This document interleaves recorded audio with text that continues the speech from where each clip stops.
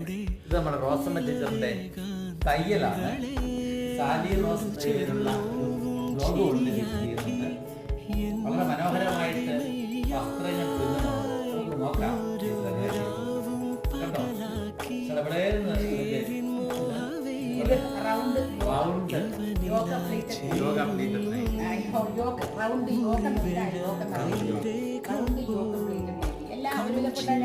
എല്ലാവരും ഇഷ്ടപ്പെടുന്ന ഒരു മോഡലാണ് ഇത്.